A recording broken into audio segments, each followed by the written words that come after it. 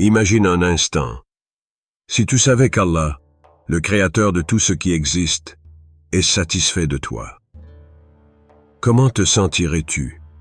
Rempli de gratitude? Enveloppé d'une sérénité que rien ne peut ébranler?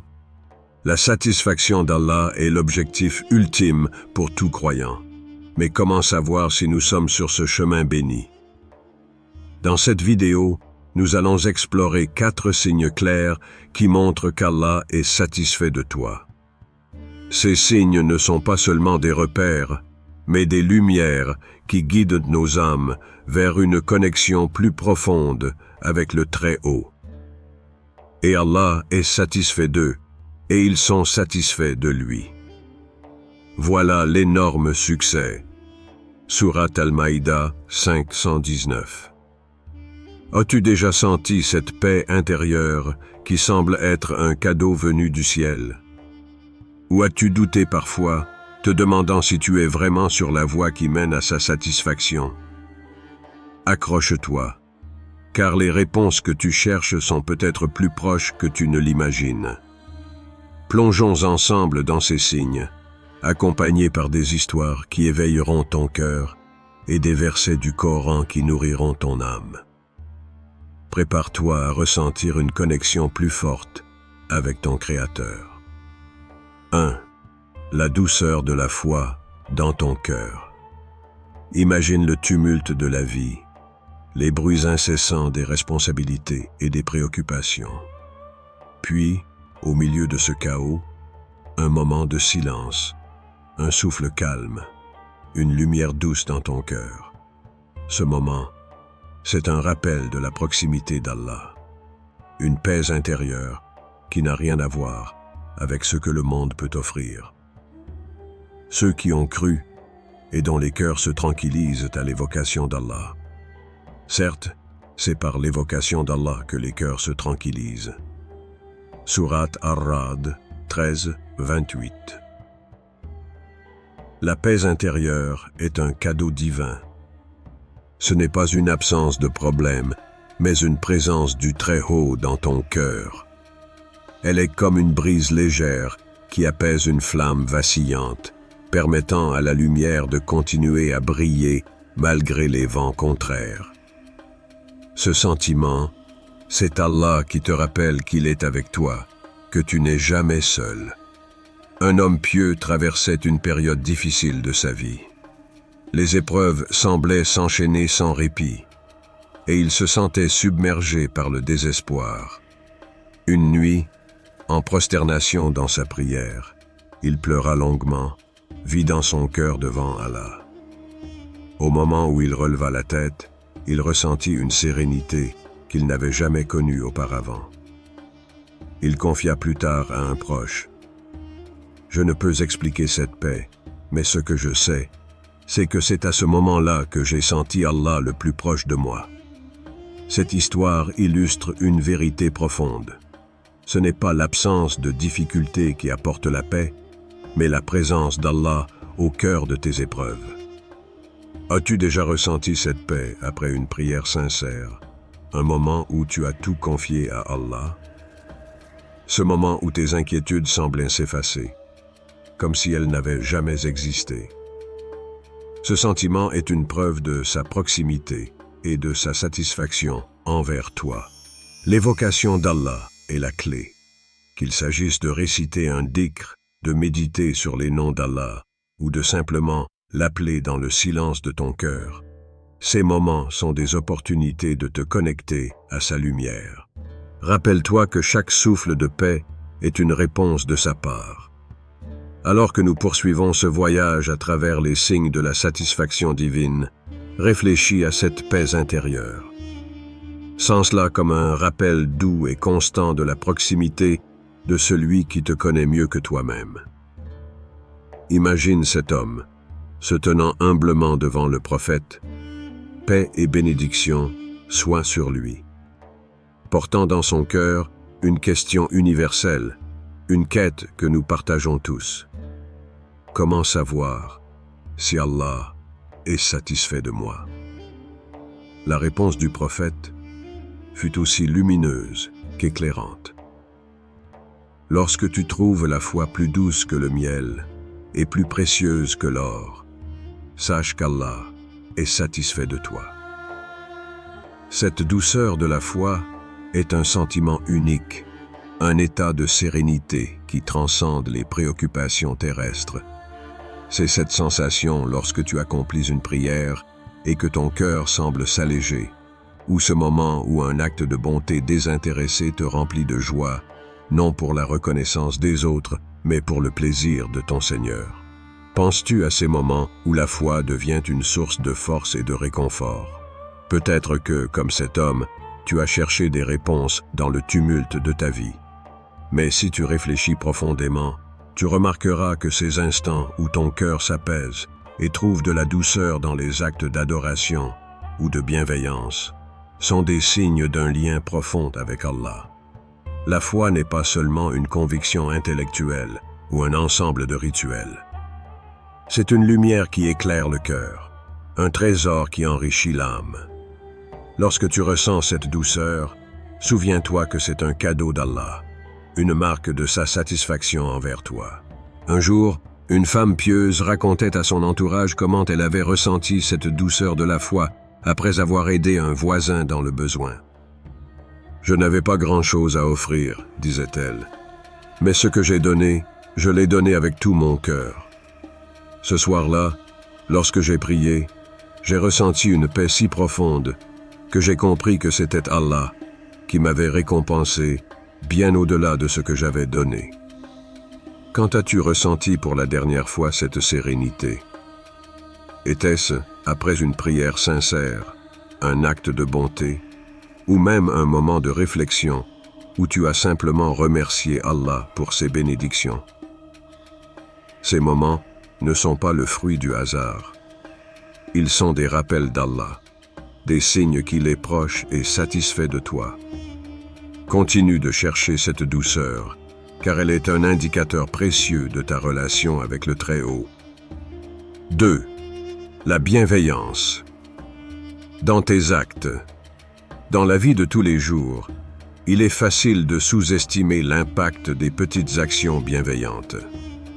Pourtant, elles sont des joyaux d'une valeur inestimable aux yeux d'Allah.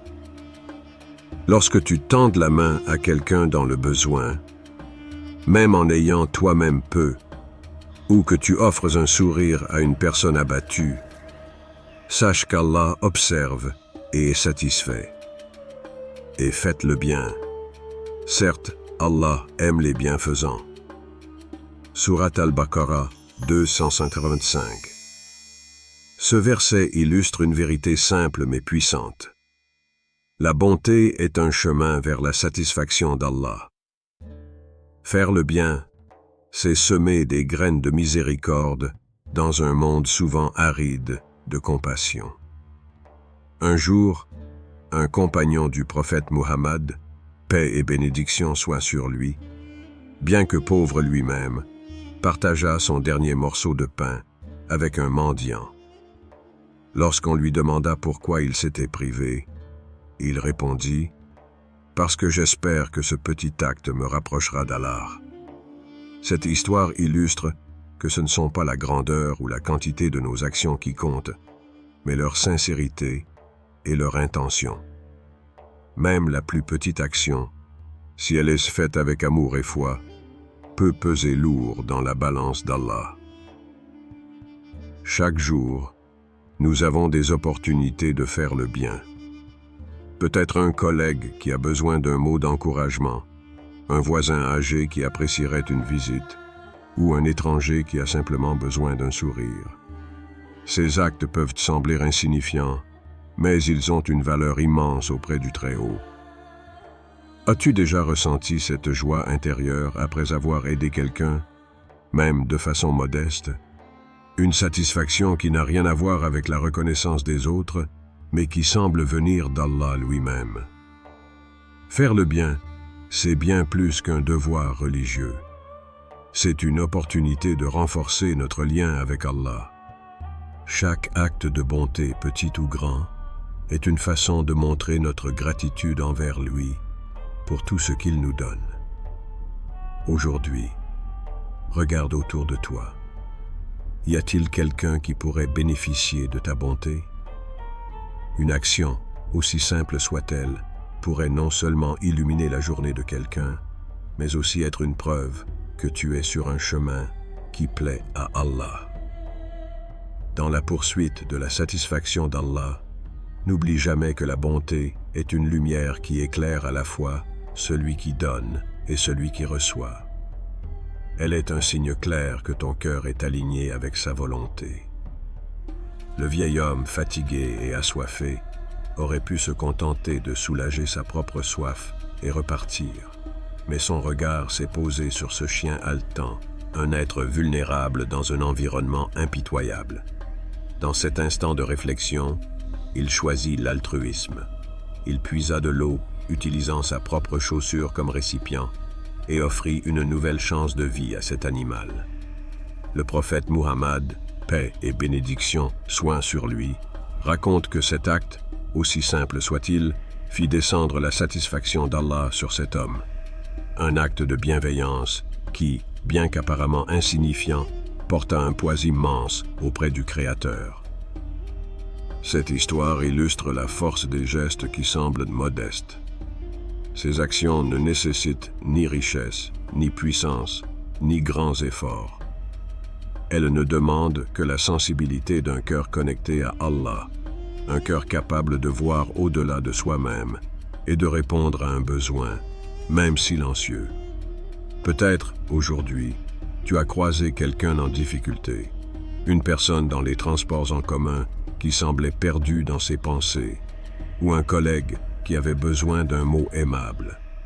Parfois, il suffit d'un sourire, d'une main tendue ou d'un simple « ça va » pour transformer la journée de quelqu'un.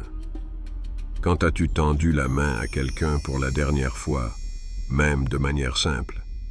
Était-ce à un proche, à un étranger, ou peut-être à une créature sans défense comme ce chien? Rappelle-toi également le sentiment qui suit un tel acte. Cette joie intérieure, ce sentiment d'avoir accompli quelque chose de noble et d'agréable à Allah. Ce n'est pas seulement l'effet de ta propre bonté, mais une lumière divine, un rappel qu'Allah observe et qu'il est satisfait. Lorsque tu te demandes si tu es sur le chemin de sa satisfaction, ces moments de bonté, aussi petits qu'ils soient, sont des réponses claires. Ils démontrent que ton cœur est réceptif à sa guidance et ouvert à la compassion qu'il inspire. Aujourd'hui, sois ce vieil homme du désert. Cherche autour de toi une opportunité de faire le bien. Un sourire, une écoute attentive, un soutien inattendu peuvent être ces gestes qui non seulement touchent les autres, mais également élèvent ton âme. Ces actes ne sont pas anodins. Ils sont des preuves tangibles de l'amour d'Allah pour ses serviteurs. Comme le dit le prophète Muhammad, paix et bénédiction soient sur lui. Allah est miséricordieux envers ceux qui sont miséricordieux envers les autres. Alors, que feras-tu aujourd'hui pour refléter cette miséricorde divine? 3. Une confiance inébranlable en Allah. Avoir confiance en Allah, même dans les épreuves, est un signe que ton cœur est aligné avec sa volonté. Cette confiance transforme l'adversité en bénédiction. Le croyant, lorsqu'il est confronté à des difficultés, ne se laisse pas envahir par le désespoir. Il se souvient de la promesse d'Allah. Et quiconque place sa confiance en Allah, il lui suffit. Sourate At-Talaq 65, 3. Ces paroles ne sont pas qu'une simple source de réconfort. Elles sont un appel à l'action. Allah nous rappelle que tout ce que nous traversons a un but et qu'il ne nous laisse jamais seuls dans nos épreuves. Rappelle-toi de l'histoire de l'instant où le prophète Muhammad, paix et bénédiction soient sur lui, se retrouva dans la caverne avec son compagnon Abu Bakr, fuyant la persécution à la Mecque. La situation semblait désespérée, des ennemis à leur recherche, la caverne comme seul refuge, et une menace imminente. Mais Abu Bakr, inquiet, dit au prophète, « Ô messager d'Allah, si l'un d'eux regarde sous ses pieds, il nous verra. » Et le prophète, dans une paix absolue, lui répondit, « Que penses-tu de deux personnes dont Allah est le troisième ?» Leur confiance en Allah fut leur bouclier, et cet instant illustre une vérité spirituelle profonde. Même au moment où tout semble sombre, la confiance en Allah est la lumière qui guide le croyant. Dans nos vies modernes, les épreuves prennent souvent des formes différentes, mais elles sont tout aussi éprouvantes. Peut-être fais-tu face à une difficulté au travail, à des défis personnels ou à une perte qui te semble insurmontable. Il est facile de se laisser submerger par le poids de ces moments. Mais rappelle-toi que la confiance en Allah n'est pas une confiance aveugle. Elle est ancrée dans la conviction que, même dans les moments d'épreuve, tout ce qui arrive est une opportunité pour purifier ton âme et grandir spirituellement. La confiance en Allah ne signifie pas l'absence de douleur, mais la certitude que tout ce qui arrive a un but. C'est un chemin de soumission et d'acceptation qui nous permet de regarder au-delà de nos difficultés immédiates pour voir la sagesse divine dans chaque épreuve. Dans chaque épreuve, il y a une bénédiction cachée, un enseignement que seule la foi en Allah peut révéler. As-tu déjà fait l'expérience de cette paix intérieure lorsque tu as confié tes difficultés à Allah? Ce sentiment que, malgré tout ce qui se passe, tout sera bien. Comment peux-tu aujourd'hui renforcer cette confiance dans ton propre cœur et dans ton quotidien? Rappelle-toi de l'histoire de Hajar, la femme du prophète Ibrahim, paix sur eux. Alors qu'elle était seule dans le désert avec son fils Ismaël, sans eau et dans une situation de désespoir, elle courut entre les collines de Safa et Marwa à la recherche de secours. La chaleur était intense et les conditions étaient impitoyables, mais sa foi en Allah ne faiblit pas. Elle ne se laissa pas envahir par la peur ni par l'inquiétude, car elle savait que même dans l'isolement le plus total, Allah serait là pour la soutenir. Et par sa miséricorde infinie, l'eau de Zamzam jaillit miraculeusement. Ce miracle est un témoignage éclatant de la fidélité divine. Ceux qui placent leur confiance en Allah ne sont jamais abandonnés. Ce récit nous rappelle qu'Allah ne nous teste jamais sans nous offrir la possibilité de trouver refuge dans sa miséricorde. Même lorsque tout semble perdu, même lorsque la situation semble désespérée, si nous plaçons notre confiance en lui, il viendra à notre secours d'une manière qui dépasse souvent notre compréhension. Hajar, dans sa recherche désespérée d'eau, n'aurait jamais imaginé que l'eau surgirait de la terre sous ses pieds, mais son acte de foi et de soumission a ouvert la voie à un miracle divin. Peut-être as-tu toi-même traversé des épreuves semblables, des moments où tu t'es retrouvé seul, dans la douleur, dans l'incertitude, mais où, malgré tout, tu as gardé confiance en Allah. Tu as peut-être fait face à une perte, une maladie, une épreuve financière ou personnelle, et même dans ces moments sombres, tu as trouvé en toi la force de lever les mains et de demander à Allah de t'aider, de te guider. Et bien souvent, Allah t'a soutenu d'une manière que tu n'aurais jamais anticipée. Parfois, ce soutien ne vient pas sous la forme d'une réponse immédiate à notre prière, mais il vient sous forme de patience, de paix intérieure, ou même de nouvelles opportunités qui apparaissent lorsque nous croyons que tout espoir est perdu. Peut-être as-tu ressenti cette paix, un soulagement dans ton cœur, même au milieu de l'adversité, comme si Allah te disait « Sois patient, car ma sagesse est infinie et ma miséricorde ne te manquera pas. » Quand tu repenses à ces moments où tu as placé ta confiance en Allah, as-tu remarqué comment il t'a soutenu, même dans les moments les plus sombres? Comment t'a-t-il guidé, lorsque tu avais l'impression de ne plus pouvoir avancer. Peut-être as-tu trouvé une solution inattendue, ou peut-être as-tu simplement ressenti une profonde tranquillité qui te permettait de continuer. Comme Hajar, nous devons apprendre à courir entre les défis de la vie avec foi, tout en sachant qu'Allah est là pour nous, prêt à faire jaillir des miracles dans les endroits les plus inattendus. Dans chaque moment de souffrance, il y a une leçon à apprendre, un pas de plus vers une foi plus forte et plus enracinée. 4. Une langue qui se souvient d'Allah. Lorsque ta langue se souvient d'Allah, dans les moments de joie comme dans les moments de peine, c'est un signe évident de sa satisfaction. La constante évocation d'Allah n'est pas seulement une pratique religieuse, mais un moyen de nourrir ton cœur et de renforcer ta foi. Ô vous qui avez cru, évoquez Allah d'une manière abondante. Surat Al-Ahzab 33-41. Cette évocation, ou dhikr, est l'un des moyens les plus puissants de rester connecté à Allah en toutes circonstances. Un compagnon du prophète Mohammed, paix et bénédiction soient sur lui, s'approcha un jour de lui et lui demanda « Ô messager d'Allah, quelle est l'action la plus aimée par Allah ?» Le prophète, dans sa sagesse infinie, répondit « Que ta langue soit toujours humide de l'évocation d'Allah. » Ces paroles ont touché profondément le compagnon, et il comprit que chaque instant pouvait être une occasion de se rapprocher de son Seigneur.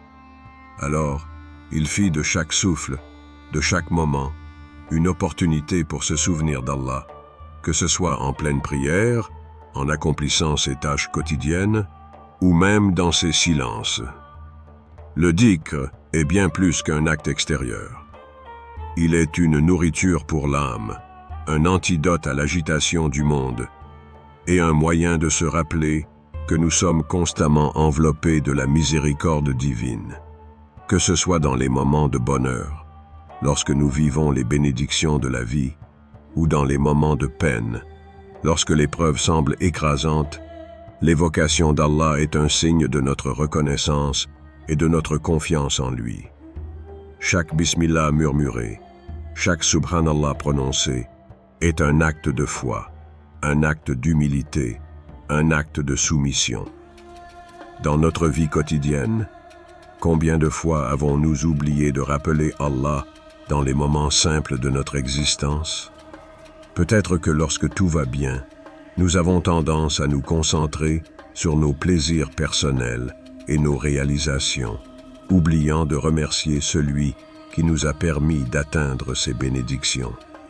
De même, dans la souffrance, nous pouvons être emportés par la tristesse et l'amertume, oubliant que la patience et la prière peuvent transformer notre épreuve en une voie vers la proximité d'Allah. Mais l'évocation constante d'Allah n'est pas seulement une réponse à la difficulté, elle est une source de lumière dans les moments de tranquillité. Lorsque nous disons « Alhamdulillah pour les bénédictions de la vie », lorsque nous nous arrêtons pour dire « Subhanallah » en contemplant la beauté du monde qui nous entoure, nous honorons non seulement notre Créateur, mais nous établissons un lien constant avec lui, un lien qui ne faiblit jamais. Peut-être as-tu déjà ressenti cette paix profonde après avoir évoqué Allah dans un moment difficile, ou peut-être as-tu expérimenté cette gratitude qui jaillit du fond de ton cœur après avoir prononcé quelques mots de dhikr. Le fait que ta langue soit toujours humide de l'évocation d'Allah est un signe clair que tu marches dans la voie de la satisfaction divine. Chaque mot prononcé en sa mémoire est une marque de proximité avec le Très-Haut, une marque de foi sincère.